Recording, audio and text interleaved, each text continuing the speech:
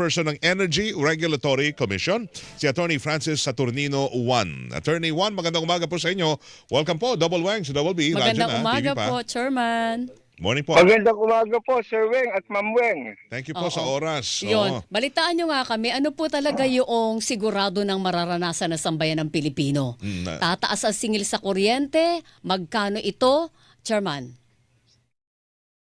Well, inaasahan natin na magkakaroon na nga ng pag-epekto yung nangyayaring kaguluhan dyan sa Middle East at yung pagtaas ng presyo ng petrolyo at iba pang ginagamit na panggatong sa ating pag-generate ng kuryente.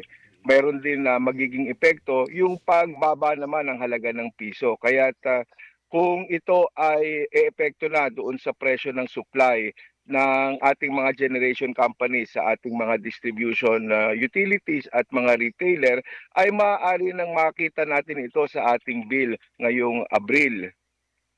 April meron na. billing natin meron na. Pero para tatlong wami yung pinangangambahan natin sa kuryente, attorney. May petrolyo, may gatong, ito yung coal, Oo. mayroon pang forex, yung piso kontra sa dolyar. Oo, at Malaki-laki po idagdag pa ito. natin dyan yung pagtaas ng demand sa tuwing magtatagilit. Oo nga. Kasi kakailanganin natin ng mas maraming supply, makangahulugan nito na kakailanganin din natin yung mga ibang planta na tumatakbo sa mas mahal na panggatong. Ano ba yung Ito mas yung mahal na gumagamit ng panggatong? petrolyo. Fossil fuel Opo. ang gamit nila. Ano po? Lahat naman ay fossil fuel galing ano? Ano yung Opo, mahal na panggatong? Bagamat meron tayong malaking bahagi na rin unti-unti ng renewable, ito nga ay makatutulong ngayong taginit lalo na dahil malaking bahagi ng ating renewables tulad ng solar, sila ay available at nakapagbibigay ng kuryente sa tuwing tanghali o umaga. Kaya nakakabawas ito sa ating peak demand. So mayroon ding magandang epekto yung mga renewables sa ating sistema. Kumbaga nagko-contribute sila sa supply natin ng kuryente na galing sa solar. Yung mga solar power plants natin meron pala. Oo, meron yan. Kaya nga hinihikayat natin yung mga iba na kakayanin naman na makapagtayo ng sarili nilang mga solar rooftop, ay pare nila i-considera ito dahil ito ay makakabawas din sa kanilang bayarin sa kanilang utility. Pero sa kabuuan po ba, attorneys Juan, ilang porsyento ng kuryente natin ang ginagamitan po ng petrolyo? Meron pa ba? Maliit na lang yung talagang petrolyo. Ang malaking bahagi ay nanggagaling sa coal. Ito nga yung ating baseload na pinagkukunan ng kuryente. Sunod dyan ay yung mga natural gas. Sa natural gas, meron kasi tayo yung mga tumatakbo sa liquid natural gas na inaangkat din natin. Kaya lang, di ba naapektuhan po yung pinakamalalaking LNG plant sa Qatar at saka sa Iran? Oo, ito nga yung napapabalita kaya't yung ating mga planta na tumatakbo sa LNG ay naghahanap ng ibang mapagkukunan. Mayroon of course tayo yung indigenous na pinanggagalingan ng natural gas, ito yung Malampaya. Yes. Kaya't ito ay malaking tulong na rin sa ating kabuang security of supply dahil nga ito ay indigenous at hindi affected ng pagtaas ng mga presyo ng pagtatransport. Bagamat yung kanilang presyo ng gas ay nakabatay din sa kung ano yung pangkalahatan o yung presyuhan sa pamilihang pandaigdig. Attorney, yung pong mga coal power plants natin, paano napapaandar ho yan kung hindi gagamit ng petrolyo? Sa ngayon kasi yung mga coal natin, meron silang mga inventaryo pa. Kaya nung nakipagpulong tayo doon sa asosasyon ng mga generation companies, sinasabi naman nila may sapat pa sila na panggatong ng coal na nakontrata nila doon sa dati pang presyo. Kaya lang ay nagmahal yung cost ng pagpapadala dito Shipping. yung mga coal na yan. Kaya meron din talagang magiging epekto na sa presyo nila. Pero yung pagpapaandar sa planta mismo ng coal power plant, anong gamit? Ito nga yung coal, pinupulbos at ito yung sinusunog para makapag-generate ng kuryente. Magpapakulo ng tubig, gagawa ng steam, magpapaikot ng turbina at makalilika ng kuryente. Pero tinatanong ni Beng, para tumakbo yung planta, bago ka magpakulo ng tubig at lalagyan ng coal, kuryente yon, attorney.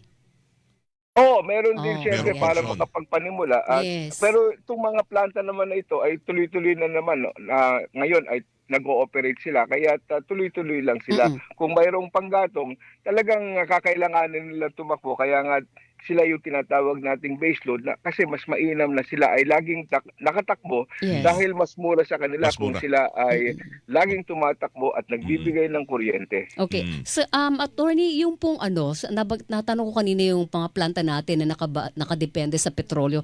Ilang porsyento pa yon? Ang sa pagkakaalam ko ay mga nasa 10% pa o Oo. humigit kumulang. And, Ang mga ito naman ay kinakailangan bilang standby oo. dahil itong mga plantang ganito, mas mabilis silang napatatakbo. Mm-mm. Maaaring naka-shutdown sila pero kung Mm-mm. kakailanganin o kaya naka-idling, Mm. pwede silang matawag para makapagbigay ng kuryente. Ito yung Lamang ay mas mahal yung kanilang panggatong na Correct. ginagamit. Ito yung sinasabi niyo po kanina na pwedeng magmahal ang kuryente ngayong summer kasi gagamitin natin ito mas mahal yung ginagamitan ng petrolyo kapag nagkulang ang supply ng iba nating sources.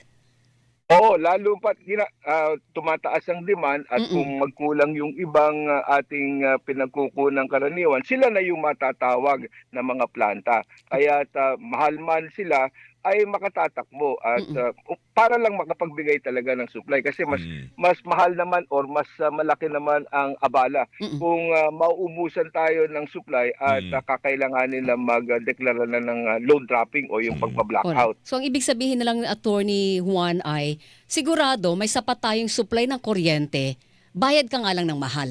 Mahal lang. Oo, sa ngayon yan Pero ang nakikita natin. Pero naghahanda pa rin ang ating gobyerno. Kung sakali na talagang magkaroon ng aberya, yung pagpaparating naman ng panggatong o ng fuel, ay kinakailangan din na gumawa ng hakbang ang gobyerno. Mm-mm. Ang isa pang iniisip dito ay yung pagpapatigil muna sa pag-ooperate ng WESM nang sa ganon ay maplano kung ano-ano yung mga dapat na unahing planta Mm-mm. nang sa ganon ay mapahaba natin ang pagkakaroon ng supply sa ating bansa. Ano bang epekto nun kung walang WESM? Kung walang WESM kasi, makakapasok ang iba. ERC at mapatutupad niya yung tinatawag nating administered pricing o kumbaga parang nagkakaroon tayo ng regulasyon. Kasi Yun. pag nag-ooperate ang WESM, malayang nakapag-o-offer ng presyo nila yung ating mga generation companies. Para kasing palengke yun ng kuryente eh.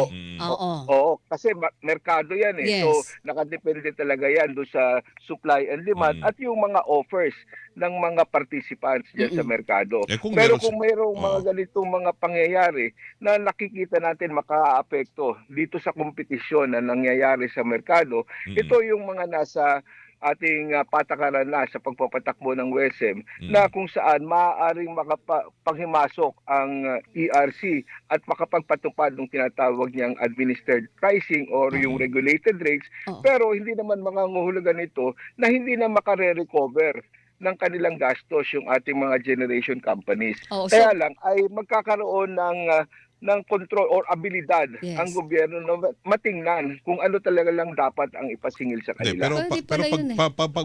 Paano pag mahal ang kuha nila?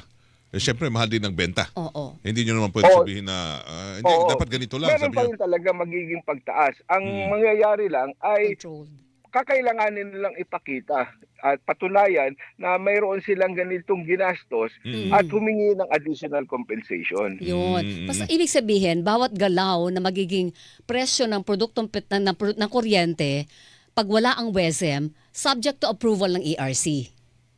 Merong mekanismo na kung saan dadaan muna sila doon sa market operator para humingi ng administered or ng additional compensation kung yung presyong ibinigay sa kanila batay dun sa metodolohiyang ipatutupad ay sasapat para mabawi nila yung kanilang ginastos. Pero yan ay pwede lang kung merong ganitong klaseng sitwasyon o baka kailangan pa yan ng executive order ng Pangulo para baka sabihin nila, hindi, wala kasi kayong batas control ng sa WESM amin. eh. Oo. Wala kayong control sa amin.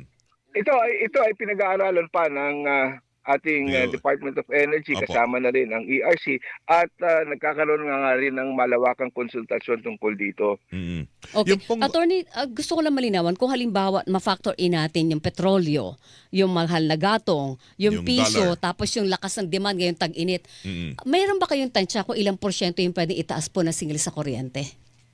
Per kilowatt Pagdating hour. dyan, mahirap kasi magbigay talaga ng porsyento o yung aktual na magiging pagtaas.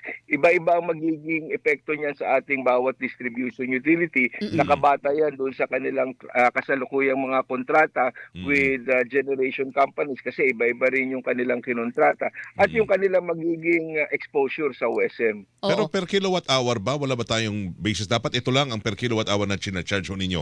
Ano man sino ang distributor? Nung nakausap namin ng IMOP at pinasimulate namin kung ang titingnan lang ay yung pagtaas, yung paggalaw sa presyo ng panggatong, ay nakikita nila na maaaring umabot ng 2 hanggang 4 na piso daw. Kaya lang ito ay para lang sa supply na ibibigay ng WSM at yung mga assumptions dapat ay hindi mabago. Okay. Ngayon, marami kasing pwedeng mabago doon sa assumptions. Yung demand, maaring maiba, yung supply naman maaari ding maiba, kaya iba rin ang magiging epekto. Ganun na rin, meron din kasing epekto yung porsyento naman ng pagkuha ng ating mga utilities sa WSM, kaya iba rin ang magiging impact sa kanila, hindi necessarily na 2 piso yan o 4 na piso. Yung pong pag utay-utay ng taas sa singil sa kuryente, fixed na po ba yung desisyon doon ng ERC? Oo, mayroong mga pagkakataon talaga kahit nung mga nakalipas na panahon na nagkakaroon ng malakihang pagtataas ay pumapasok ang ERC upang sabihan o direktahan ang ating mga utilities, ganoon na rin ang mga generation suppliers nila na utay-utayin ang pangungulekta sa mga end-use customers. Okay. Ito lang ha, kasi pinapa-conserve tayo ng energy. Mahalaga yan. May nakikita ho ba kayong senaryo sa mga susunod na araw na baka po mag-implement ho kayo ng o anong tawag dito? Yung parang may mga power interruption para makapag-conserve tayo. O lalo na kayong tag-init, malapit ang tag-init, Tataas ang Attorney demand. Juan. Oo.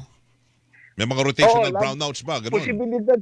Posibilidad pa rin lagi talaga yan kahit naman walang magiging aberya sa ating pinagkukunan ng panggatong, maaari namang magkaroon ng pagkasira yung ilang ating malalaking planta lalo pat sa ngayong panahon ng tag-init at tumataas pa ang demand, kaya talagang biglang nagkukulang ang supply. Kapag ganito na ang nangyayari, isa yan sa mga ginagawa ay yung pagkakaroon ng load dropping o yung may mga sektor o mga areas na hindi mo na susuplayan nang sa ganun ay sumapat kung ano man yung available na supply. Attorney, basta wag lang yung sabay-sabay na nakakaduda na biglang nawawala mga 10 planta sabay-sabay na nagsha-shutdown.